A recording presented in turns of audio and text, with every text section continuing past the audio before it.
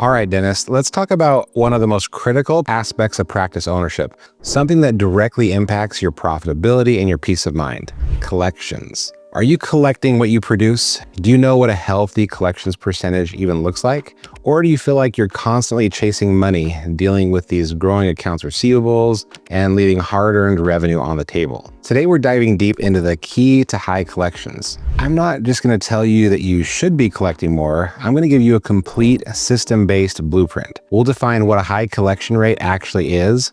We'll talk about the financial policies that you need to have in place. And most importantly, we'll break down the specific non-negotiable front office systems that you absolutely must master to get there. My goal for you today is to walk away with a clear, actionable plan to get your collections to 98% or higher and reduce your AR and ensure the money that you work so hard to produce actually makes it into your bank account. So let's start with some definitions, because we need to be on the same page. When I say we should be collecting at least 98%, I'm talking about 98% of your adjusted production. I am not including necessary insurance write-offs. We all know there are times that we might take extra PAs on a patient and then adjust them off because we know insurance likely won't cover them. That's not the production that we realistically expect to collect. Your adjusted production is your gross production minus any of those necessary write-offs and adjustments. It's the number you truly expect to collect 100% of. So even if an insurance company doesn't pay for something that was expected to be covered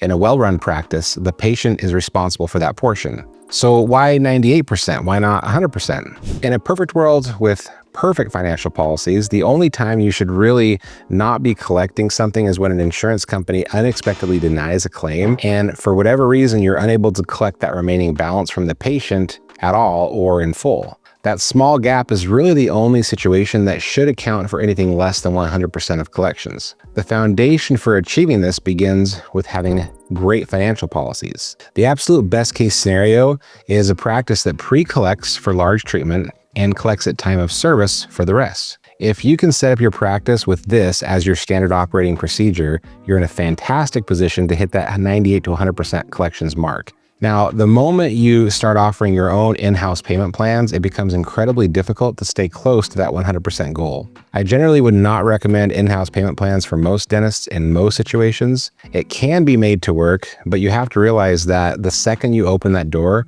collecting gets harder, and your collection percentage will almost certainly drop. You will need to be the judge if it enables you to increase your production enough to offset the issues that it creates. So for our purposes today, let's assume the ideal. Your practice is built around pre-collecting and collecting at time of service. Now, here's also a dangerous trap that I've seen. I've walked into some offices, well, some of them my own, that have a seemingly good collection percentage on paper, maybe 96 or 97%. And because that number looks decent, nobody's really worried. But then when you look behind the scenes, you see that their accounts receivable, their AR, is just growing and growing every single month. A high pre-collection rate can sometimes mask very poor back-end collection policies. The money coming in before treatment is completed can hide the fact that money is not being collected after treatment. So having a great collection system requires two things: excellent pre-collecting and collecting at time of service, and ensuring that your accounts receivable is not growing each month. If your production is not growing, your AR should not be either.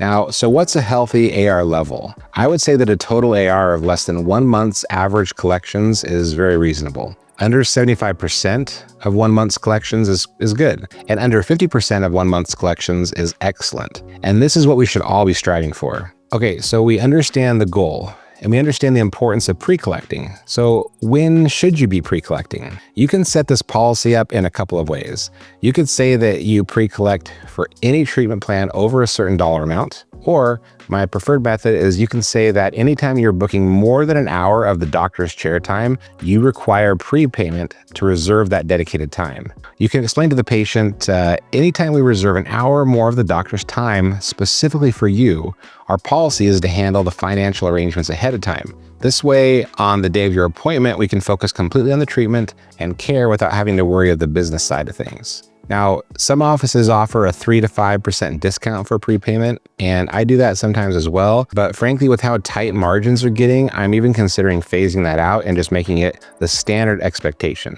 Now, these front-end policies are critical, but let's talk about the key area where things are most likely to fail, and that's the consistency of your back-end front office systems. I struggle with this, and I'm sure that every practice owner does to some degree. It always seems like in each of my practices, the staff feels overworked. It doesn't seem to matter if I hire what seems like too many or not enough people, they all tend to have the same result. They always feel like they run out of time for two specific critical areas: insurance aging and patient billing.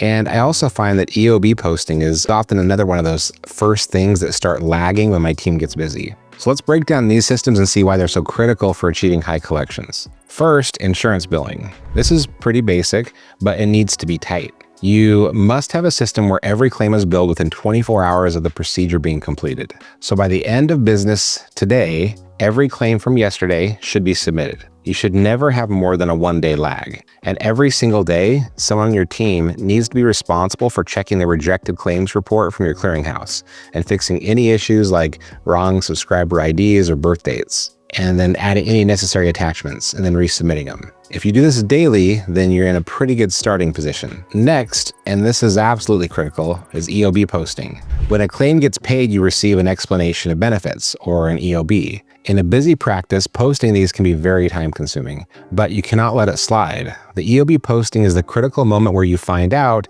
if insurance paid what you expected, paid too little, or in a rare magical moment, paid too much. The key to high collections really starts here. You need to set a firm rule in your practice. EOB posting can never be more than 1 week behind. This is not negotiable. Most of your patient balances and billing issues are discovered the moment that EOB comes back. If your team is 2 months behind on posting EOBs, you will never know there's a problem. You won't even know what to collect from the patient, and this delays the entire billing cycle dramatically. And then this brings up patient billing. The moment your team posts that EOB and finds out that there is a patient balance, you are effectively closing out the insurance portion of that claim and transferring the remaining balance to the patient. That exact moment is day 1 of the patient billing cycle. And on day 1, that patient needs to receive their first statement. Historically, offices would just print it and mail it out. Nowadays, it's probably a little more effective to send them a text or an email with a convenient link to pay online. Now, whenever you send a patient a statement for a balance they weren't expecting, it can cause confusion and frustration. So I highly recommend that with each of these initial statements, a team member handwrites or adds a personalized note explaining the balance. It can be something very simple, like, "Hey, Mrs. Jones, looks like your insurance covered a little less than we originally estimated. This is your remaining portion." You want them to look at your clear, simple explanation, not digging through insurance codes and calling their insurance company to figure out why on earth they owe you money. So the first step is an immediate statement with an explanation. The second part of a good patient billing system is weekly statement cycles. You need to be sending out statements every single week, not monthly, not 2 weeks, every week. Your team should run a report of patient accounts with balances over 30 days old that haven't had a statement in the last 30 days. And those patients should be contacted again. Of course, you'll treat someone receiving their second statement differently than someone receiving their fourth, but you need to do this every single week. And after 90 days of this consistent communication, that account needs to escalate to a more serious collection status. The consistency of this weekly protocol with a 90-day cutoff is what will help you achieve excellent patient collections. Okay, now let's talk about the most common problem area for collections in dental practices, and that's insurance aging. This is often the hardest area to stay on top of because it's annoying, time-consuming, and it feels like a thankless task. Just like with patient billing, we need consistency. And we need firm cutoffs when an unpaid claim stops being your practice's problem and becomes the patient's responsibility to resolve with their insurance. I typically have my team start working the insurance aging report for claims that hit 30 days old. At the beginning of each month, we run a report that breaks down unpaid claims into buckets: 30 to 60, 60 to 90, and 90 plus. My team then reaches out to the insurance companies for each of these problem claims. If a claim is denied for a simple technical reason, we just fix it and rebill. No questions asked. If a claim is denied for something that requires more proof of or explanation, like perio charting, we just submit that as well. Now, if we get something back where I am very doubtful the insurance company is going to pay, maybe it's a long shot procedure, I might still resubmit it one last time with additional evidence. But at this point, I'm going to give the patient a heads up.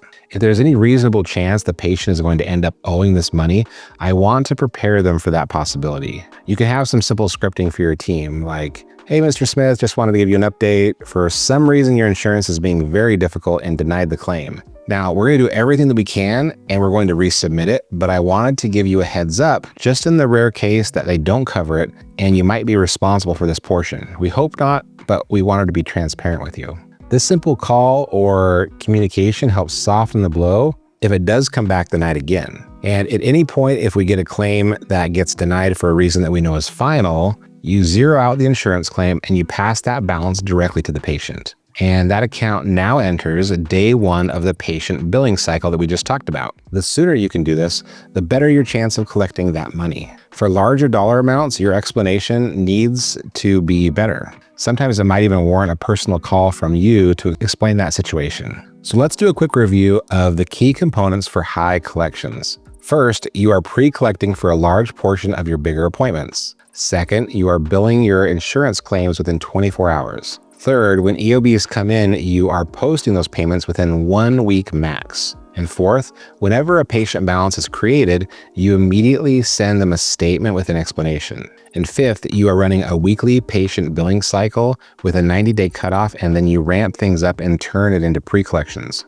And at the same time, you are working with your insurance aging report every single week. And you may have a firm cutoff, maybe at 90 or 120 days, where you are no longer chasing the insurance company and the balance becomes the patient's responsibility. If you can consistently, week in and week out, carry out these specific tasks, you will have very high collections. But the moment that you as the owner stop looking at these areas, you stop ensuring that these systems are happening and happening well, people will inevitably slack off and your collections will begin to drop, and significant financial problems will begin to appear in your practice. So take what you learned today about the key to high collections and start auditing your own practice systems. Now let's keep working together to make dentistry more fun, fulfilling, and rewarding. Subscribe so you don't miss the next strategy, and I'll see you soon.